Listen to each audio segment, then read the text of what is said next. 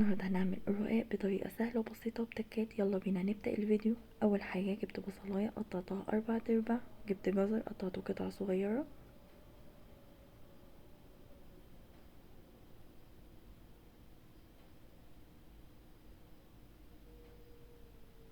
جبت الفلفل الاخضر قطعته قطع صغيرة، عندكم فلفل الوان هيبقى حلو قوي.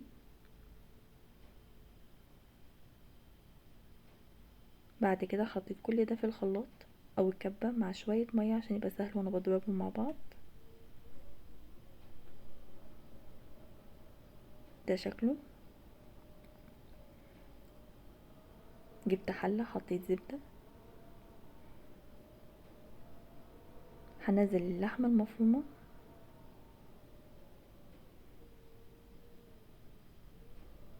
هشوح اللحمة. اول ما تاخد اللون هنزل البهارات بتاعتي، عبارة عن نص معلقة بابريكا، نص معلقة 7 بهارات، نص معلقة فلفل اسود، ربع معلقة حبهان ورق لورا مطحونين ومكعب مرقة. انا ما حطيتش ملح عشان انا حاطه مكعب المرقة. هنزل بعد كده الخلطة اللي انا عملتها، هقلبهم مع بعض. هنزل بعد كده معلقة كبيرة صويا صوص، نص معلقة دبس رمان، وده هيخلي طعم اللحمة ولونها حلو قوي. بعد كده هقلب مع بعض. هجيب حلة هحط فيها لبن، عندكم شوربة تمام، هحط لبن، حطيت زبدة، هحط مكعب مرقة، ولو عايزين تحطوا فلفل اسود برضه هيبقى حلو قوي. هحط بقى اللبن او الخليط اللي انا عملته في بايركس عشان يبقى سهل عليا وانا بسقي الرقاق فيها.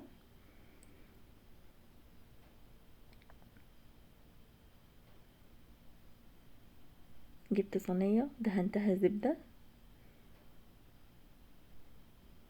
هحط اول طبقة من الرقاق. انا عملت نص كيلو تحت ونص كيلو فوق.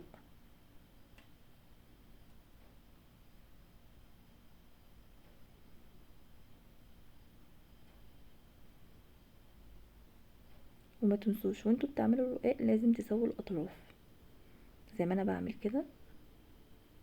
بعد كده هحط الحشوة بتاعتي.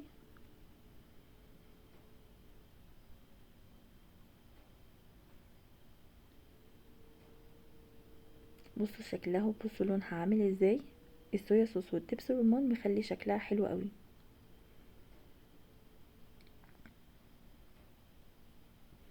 هحط بقى الطبقة النص كيلو التاني، هحطه فوق اللحمة،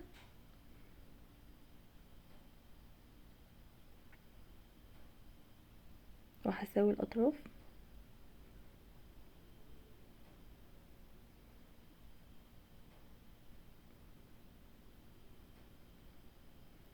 بعد كده التسقية اللي انا عملتها دي هرشها فوق الرقاق، هيدي لون وهيخليها طرية وحلوة.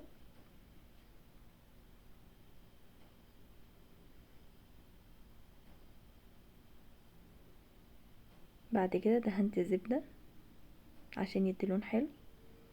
هقطع بقى الرقاق قبل ما ادخله الفرن، وما تنسوش لازم تقطعوها قبل ما تدخلوها الفرن.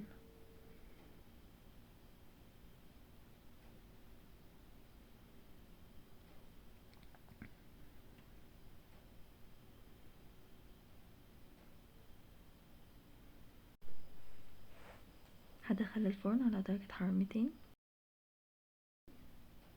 وده شكلها اول ما طلعت، حقيقي ريحتها حلوة قوي، طعمها حلو بجد. وما تنسوش لو عجبكم الفيديو تعملوا لايك سبسكرايب. شكرا على متابعتكم.